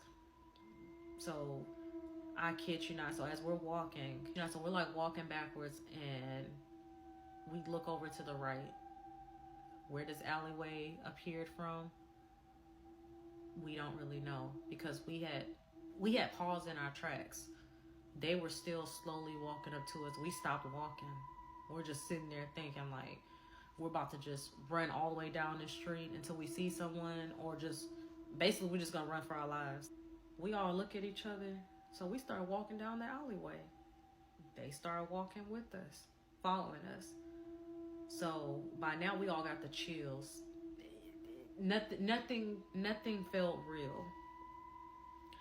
And I said, let's run. We ran down that alleyway like there was no other. It was so dark. There was no lights down that alleyway. We just ran. We just ran and ran. The funny part was, they didn't chase us down. They didn't chase us down this alleyway. They stood down at the end of that mysterious street that we ended up on. They didn't come down that alleyway. They stopped. They started to walk at first, but they stopped. They did not come down that alleyway whatsoever. We ran all the way down that alleyway. Somehow we ended up on Bourbon Street. We got to Bourbon Street. My sister, she started holding her ears. She just burst out into tears. She started crying, screaming, crying. And she started saying, I gotta get home. I gotta get out of here. I gotta get home. I gotta get home, get me up out of here. And we're trying to calm her down. She's screaming. But the funny part was,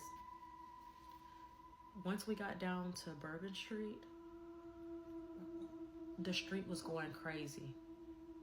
The cops that are on horses could not control the horses at all. The horses was going crazy, hitting people and everything. The horses was hitting everybody. My sister screaming to the top of her lungs, get me out of here. Let's go. So we're trying to get through the crowd. We're trying to get you out of here. We're all panicking. We're still looking back. We're still just a few feet away from where we came off of this alleyway. That alleyway was not there anymore. We had not drank any alcohol that night or anything. The energy just felt so heavy. It just felt so eerie. It felt like we honestly came out of a whole nother dimension. And once we got off of Bourbon Street, we hurry up. When I tell you, we basically ran to our car. All of our stuff was already in the car anyways, because we were planning on leaving out, head back to Houston anyways. Once we got off of Bourbon Street, we got in that car so quick and left. We headed home so quick. We didn't ask no questions at all. We got in the car so quick. My sister, when we got to that car, she was still screaming and crying. My sister could not calm down whatsoever. That was a very weird encounter. Let me know in the comments down below if you guys had any weird encounters in New Orleans. But that was mine. Will I go back down to New Orleans? Yes. In the comments down below if y'all had any weird encounters. So when I was in high school, I took a photography class, and part of the photography class was that they would take us to different field trips of different places throughout the area, and one of the field trips happened to be Eastern State Penitentiary. So while we were there, I decided with one of my friends that we were going to take one of the tours. So this tour that we went on included death row. And in death row in Eastern State Penitentiary, there are two ways to enter. There's like the guards entrance and then the entrance for the inmates through the showers. And the way it's set up is there's a brick wall that separates the two. And then at the end, after the showers, they meet up again before the cells. So my friend and I decided we were going to walk through the showers and try to snap a couple pictures, and the rest of the group walked on the other side.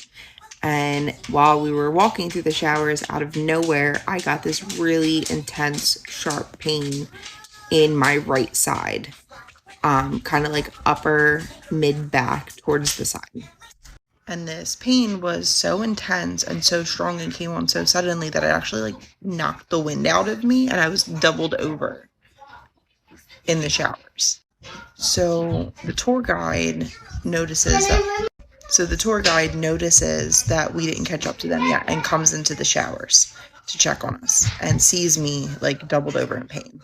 And she goes, "Keep walking." And I was like, "What?" I can barely move. She goes, "Keep walking." I was like, okay. So I walked towards her, and as I did, the pain started to go away. And she goes, "Are you feeling better?"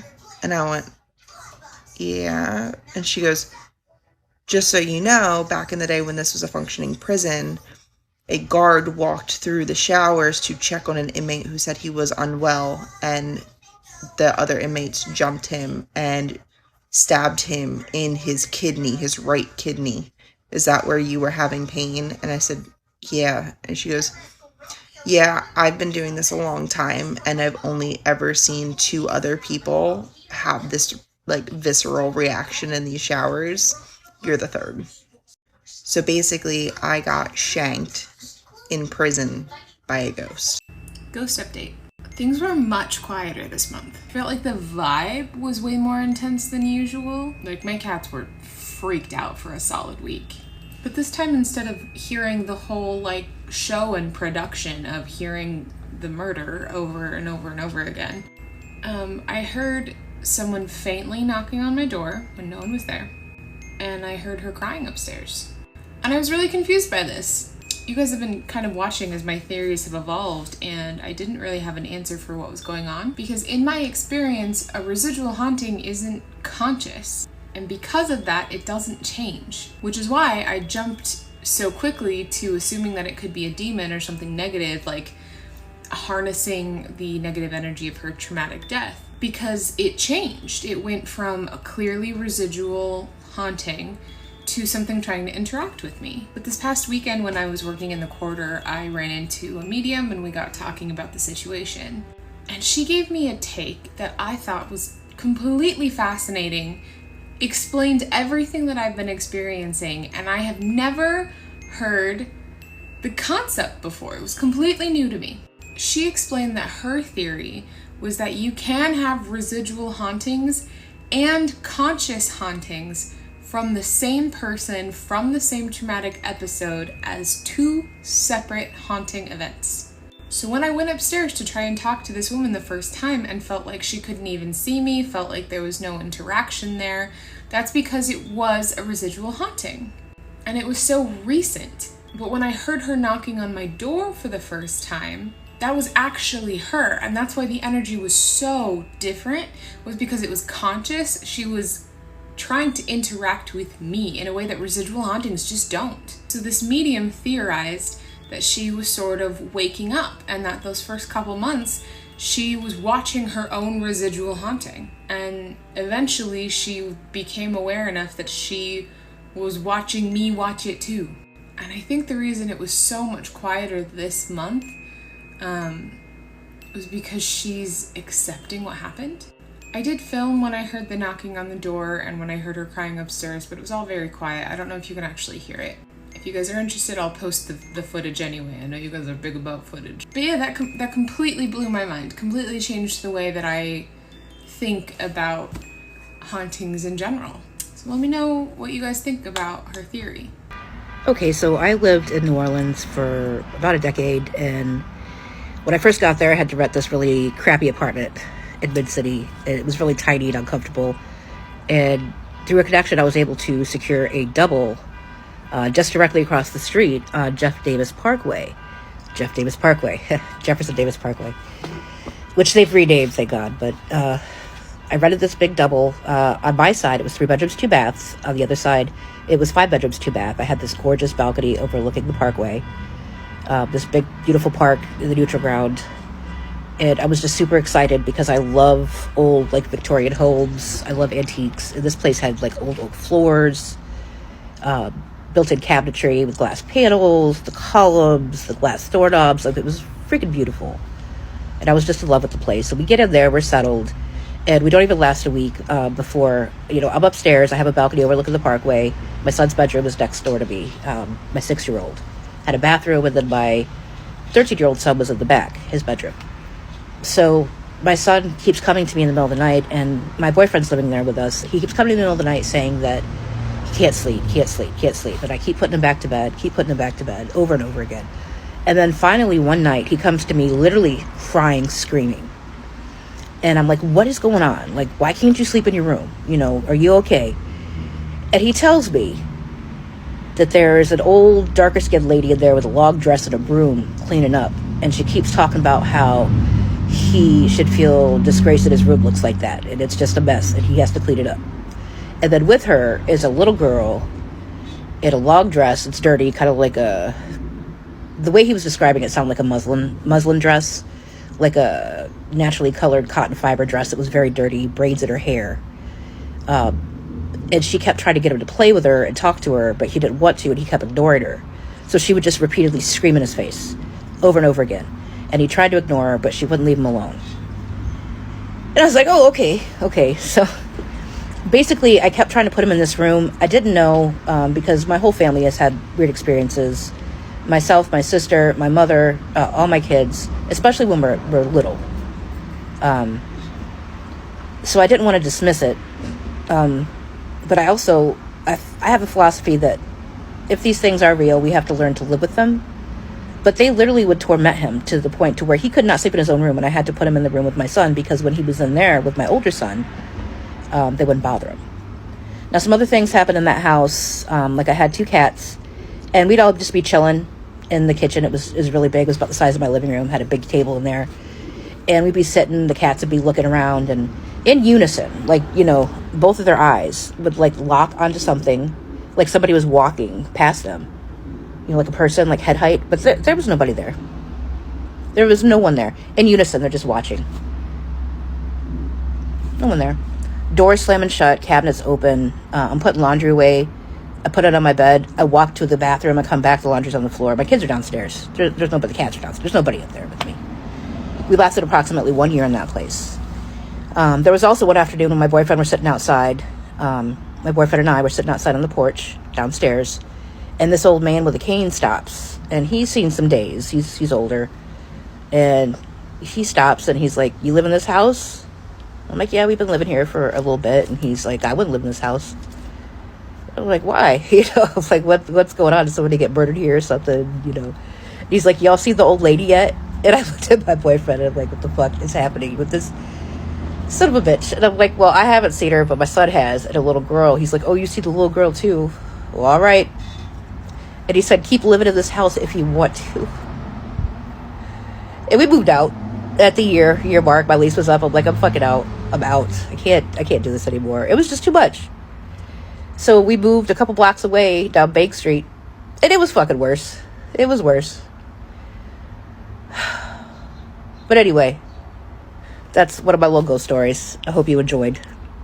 More on your New Orleans experiences, please. I'm in my bathroom and I'm trying to get ready because I'm actually going to a paranormal play in a haunted theater in downtown Los Angeles, and I'm really excited about it.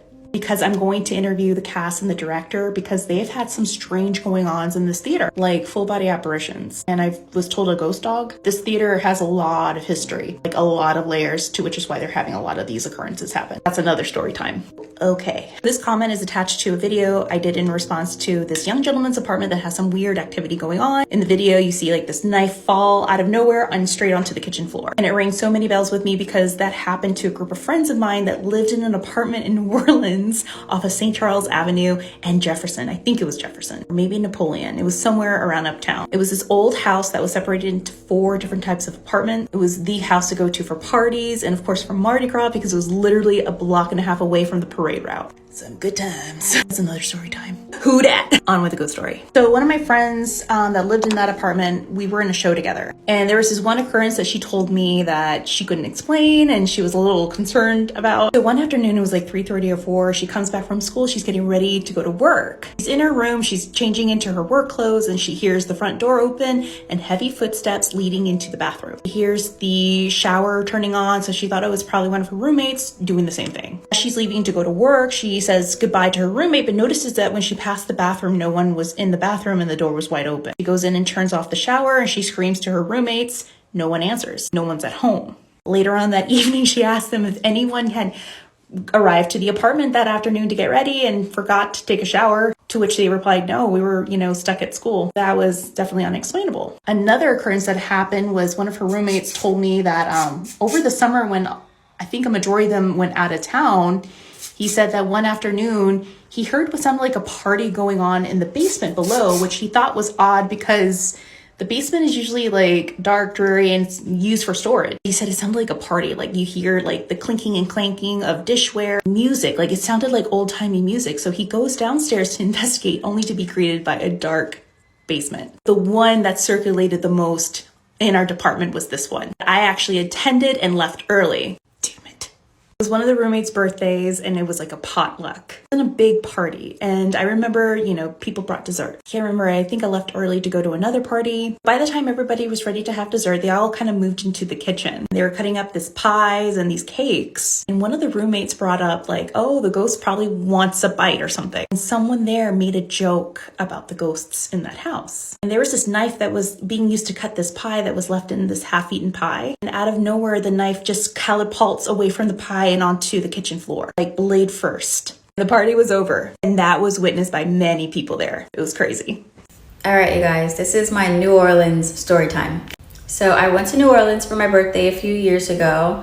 My friends were supposed to fly in that day, but they ended up missing their flight So I had a whole day to really just explore by myself. So I decided to do a few tours, and I ended up meeting a great group of people, but we ended up doing the one of the graveyard tours. And of course, on this tour, they talk a lot about Marie Laveau. So if you don't know who Marie Laveau is, she was a voodoo practitioner. She was an herbalist. Okay, she was big witch. Okay, they actually did a season of American Horror Stories that was talking about Marie Laveau. So while we were on this tour, they were talking about how a lot of people like to leave her offerings like bobby pins because she was a hairdresser and things like that. And I was like, oh, I don't have a bobby pin. But then I'm like, anyone that is crossed over, you can communicate with telepathically. So in my head, I'm just talking to Marie Laveau the whole time that we're on this tour and just kind of like showing gratitude to her, you know? And I kid you not, this was my first supernatural experience in New Orleans. Okay, so after that tour, I go back to my hotel room and I open my suitcase because I wanted to change my clothes. It was starting to get a little colder. I open my suitcase and there is a bobby pin sitting on top of all of my clothes. Obviously, I don't wear bobby pins. Okay, I have no use for them whatsoever, but it was sitting so perfectly on top of all of my stuff in my suitcase. And so I definitely took that as a sign like, oh my gosh, you heard me, you know? And she's like, hey, I'm recognizing you. I heard you. Here's the proof to let you know that I heard you, girl, okay? And that's just one story. So stay tuned for part 2 when I tell you guys about the vampires that were in New Orleans, okay? Because yeah, I got a story. All right, you guys, this is my part 2 to my New Orleans trip, and we're gonna talk about the vampires that I saw. So fast forward a bit into my trip, both of my friends got there and we decided to go out and walk Bourbon Street and just see what the nightlife was like. We ended up at this bar that had live music and it was a pretty big space. I don't remember what it was called, I wish I did. But when you walk in, there's like the bar on the side, and then this is what caught my eye at first. There was this table in the back right corner that a lot of people were sitting at, and they were sitting like on top of the table and on the actual like benches of the table. Their vibe was completely different than everyone else's in the room. It was just kind of, the only way that I can describe it, it was like a still darkness. It was just kind of off. But there were these 2 guys in particular that caught my attention. One was this tall black guy, right? That was sitting on one of the table, very tall. And this other guy who was like a shorter white guy, you know, but they both looked very interesting. But I turned back towards the bar so that I can grab my drink and talk to my friend that was next to me. Tell me how, as soon as I turned around with my drink, he was standing there right in front of me, like some Twilight shit. He started talking to my friend, asking where we're from, what we were doing. Now, one of my friend's boyfriends who actually lives in New Orleans was with us, by the way.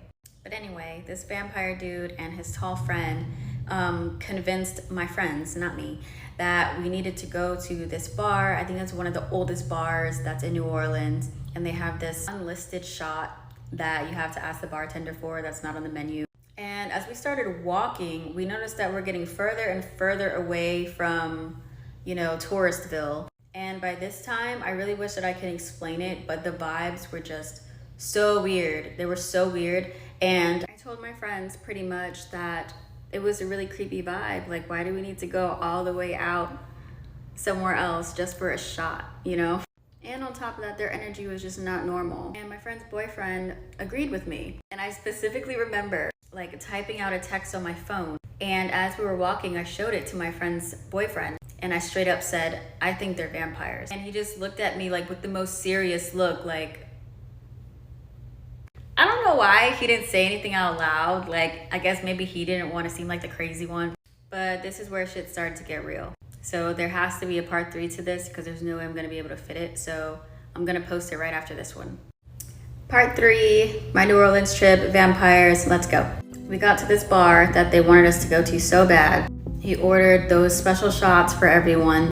Myself and my friend's boyfriend just kind of looked at each other like, I'm not drinking this shit. I don't know what's in this. So like we barely sipped it and then just kind of like chucked the rest. And after that, the shorter guy, he started holding a conversation with one of my friends, and this conversation was drawn out. Like I'm talking about 25, 30 minutes, but the conversation was only about her. like her life, what she's doing. Every time she tried to ask him something about his life, he deflected it, or it was something like 2 words, like very brief, back to you.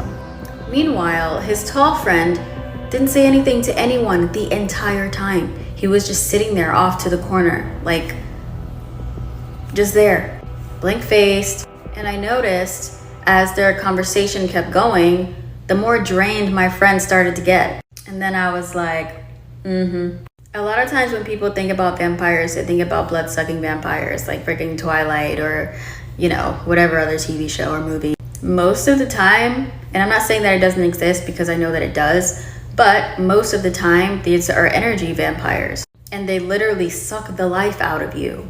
And that's exactly what was happening to her. But they didn't want to hear me at that time. So after she started getting tired, all yawning and stuff, he tries to make his way over to me. And I had such a dominant energy when he came over to me because I'm like, you're not about to fuck with my energy. So I looked at him in the eyes the entire time. And every time he tried to ask me something, I reflected the question. I was like, what about you? And after about like 5 minutes, he knew that he wasn't gonna get anywhere with me. You can't play with me, I'm a witch. Fast forward, my friend started saying how she was tired. If we didn't do anything, she's just gonna go back and fall asleep. So when we left, they wanted to go to this 4-story like nightclub. But as we were walking there, I started telling them what I was feeling and what I knew, that they were freaking vampires. And then we decided to lose them when we got in there. Now, when I tell you guys, this place was packed like wall to wall, every floor. I think we went all the way up to the 3rd floor. I can 100% tell you that we lost them and that crowd of people because we were inside the building before they even got inside. So they wanted to go out on the balcony because they wanted to smoke or whatever. And I was sitting there telling them like, dude, like those guys were freaking vampires. That tiredness that you're feeling because they were draining your energy. Tell me how. 2 minutes later, I turn around and guess who's there? And this time it was almost with a smirk on his face. Like, oh, that's cute. You thought you lost me, didn't you? And somehow he knew what I was talking about before he even got there. He was like, so what were you saying to your friend? And proceeded to pick me up on the balcony. Spooky Facts About New Orleans, Part 1. Man, this is so crazy, y'all. I'm about to tell y'all about the Carter brothers, 2 of the most feared vampires to ever come out of New Orleans. One day, a woman escaped from this house right here.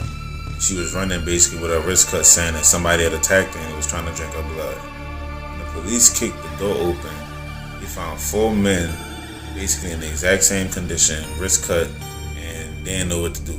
So the police was waiting on them. They knew they was about to pull up when they came home from work. There was regular dudes, you heard me, they was waiting on them. So when the dudes pulled up to the house, they manhandled all 8 of them, knocked 4 of them out, and then jumped off the balcony and disappeared into the night. These wasn't your smartest vampires, people. The police pulled up on them the next day because they went right back to work. Arrested them, hanged them, and then when the medical examiners went to the coffins to basically see why they had a taste for human blood, they basically was going out the coffins. Nobody even saw them again. Like for more. Fell out of that little fucking that container thingy.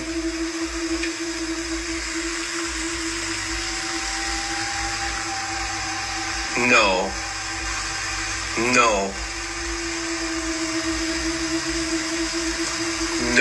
Is this all because dude, this is getting dangerous. Okay. So I've been tagged many times on this video via Instagram and TikTok. These videos usually give me pause, but there could be several explanations that we could touch on real quickly. No joke, when I was living in New Orleans, I had a group of friends that lived in a apartment off of St. Charles, and something like this happened in their kitchen one night. This was a big story that went around school where this knife that was in this half-eaten pie all of a sudden flipped off of the pie and onto the kitchen floor in that formation. That story like circulated all over our department. It wasn't just like that occurrence, there were other things that happened in this apartment. You know, if you want me to tell that story, because those stories were crazy when I was attending school with them. But at the same time, this could also be fake because it is the internet. This could be definitely manipulated. Moving forward, Josiah is the creator behind this video and many videos that are similar to this occurrence that he's been documenting for a while. I've watched a couple of these videos. Now, what's really interesting is that he is slightly inebriated and these occurrences are happening. So that's an interesting factor. But could it be a trick of fish wires and the lights and shadows? Quite possibly. Because if it's too good to be true, then it's not. Then another quote I also like to go by is that if it's weird, then it's weirder than you think. And here's what I mean. There are many cases that are similar to this video that are based off of poltergeist-like cases, and you can actually find more information on the Psi Encyclopedia. Basically what a poltergeist is not a ghost. It's psychokinesis. It's an activity that's manipulated with our minds. There have been many cases like this documented. You could find this on psiencyclopedia.com. Involved in these cases, well, they include objects moving on their own, noises, raps, knocks, and thuds, and other mischievous actions. There was even a case that I read in another article where alcohol was definitely a factor of this. Another thing that people pointed out is that his camera glitches before this phenomenon occurs. Again, could it be PK? Or then again, it could be him manipulating that to happen on his end. Like I said, it could be something that is explainable, or it could just be a trick. What are your thoughts? For this one, how about we talk about the Seven Sisters of New Orleans? The Seven Sisters of New Orleans were, of course, seven sisters who were powerful hoodoo women who operated in New Orleans in the 1920s. It's said that these sisters were almost identical in appearance and that they had the remarkable gift of retaining a youthful appearance of someone in their 20s well into old age. And these sisters were well known for their psychic abilities and clairvoyance. It's said that they could look at someone and read their mind or read their future. Now, according to the legend, there is controversy whether these seven sisters were actually seven different women or just one woman pretending to be multiple people. Now, I found a couple documented informants that had a different story for the seven sisters.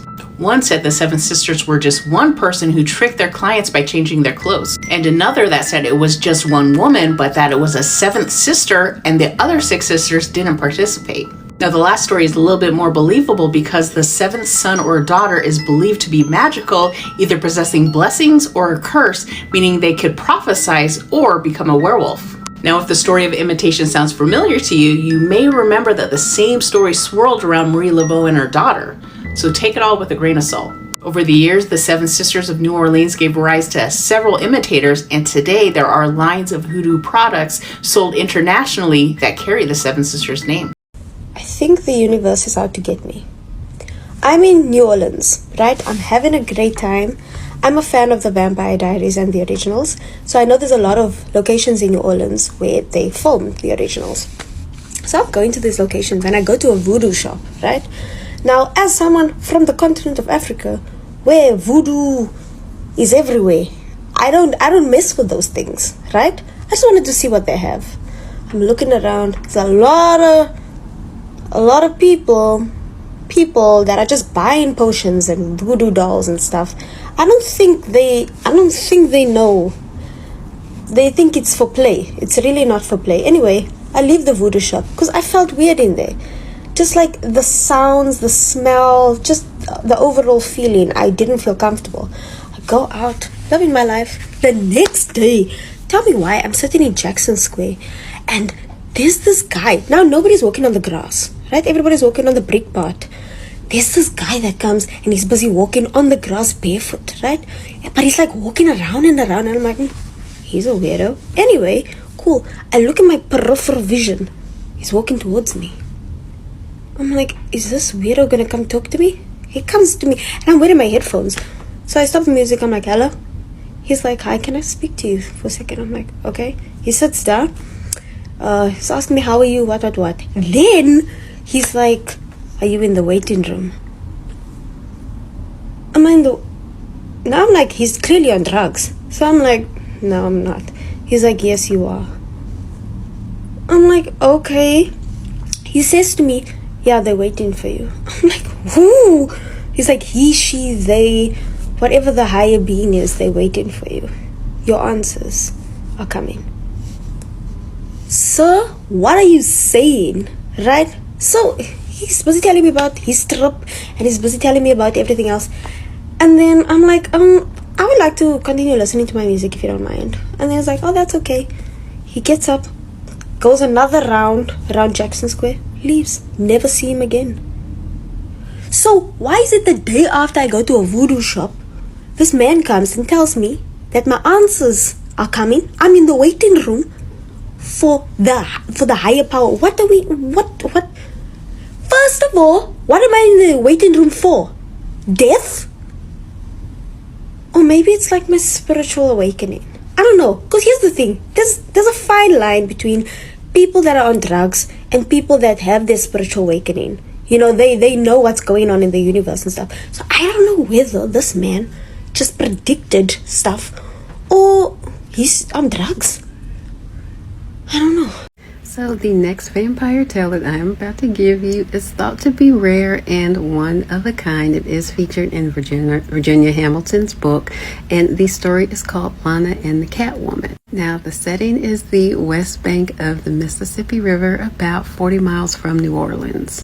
The time period is not long after the Civil War, but before they began splitting up some of the sugar plantations. So let's get started. Now, Pretty Polly was set to marry young Samuel, who lived a ways up the road. But there was a girl named Lana, and she said that Samuel belonged to her. So she went to this conjure woman named Catwoman, and you needed to fear her because she had money to burn. She had power, and everyone knew about her. Like I said, everybody knew about her, and most stayed away because her life depended on something that all of us had, but only few of us would sell. So Lana got the word that Catwoman was willing to help her, but she needed to make payment first, and that payment required her, Lana, allowing Catwoman to suck her blood. Now, this Catwoman was of albino skin and was a her vampire. She fooled Lana into thinking she needed her blood to make a powerful charm for Pretty Polly. It won't be much, Lana girl, said Catwoman. So she forced her teeth into Lana's neck and sucked her fill. Afterwards, Lana went home dragging her legs as limp as a dish rag. And the Catwoman didn't even take any money. She told Lana to use it to go buy her some food and fill her belly. When they lay away, that Polly girl murmured to Catwoman, because she would never speak loud, "You come back for that charm, and it'll bring Samuel closer to you than the sick puppy to a warm fire." Then the Catwoman laughed, and they say that the sound of her laughter came off a breath that had no life, only death and darkness. When Lana got home, she laid down and could hardly lift her head, but she was completely satisfied. Soon, Pretty Polly grew sick and tired and took to bed. The rumor was that Polly would never have old bones in her body. Samuel was frantic. He had everyone come look at Polly, but there was nothing they could do. And he just knew Lana put a spell on her. So Samuel found out where this Catwoman vampire lived and went to go see her himself. She opened the door right before he was about to knock. She was wearing a white turban and white dress. Her face was covered with rice powder to cover up the smell of the rotting flesh that was her face. She told him, "I know why you come here, but I want you to say it." So he told her, and she said, "My price for saving her is to suck your blood. Are you willing to pay that price?" He said, "You can get as much blood as you want from the slaughterhouse." She said, "I want strong and fresh young veins."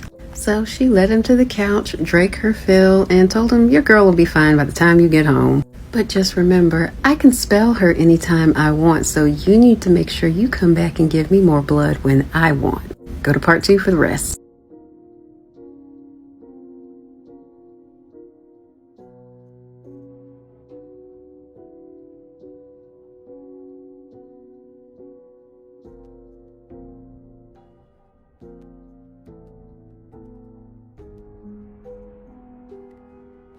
Louisiana, the Carter brothers. Back in the early 1930s, a young woman has just escaped out of a small window from the home of the Carter brothers in New Orleans. She was covered in slash marks all up and down her arm. When she finally manages to track down a police officer, she tells them that the brothers have been feeding on her blood. Police storm the residence and they find more women in similar states, the blood draining out of their bodies. The brothers, now thought to be real-life vampires, were captured and executed. And years later, as someone went to uncover their graves, the coffins were found to be empty.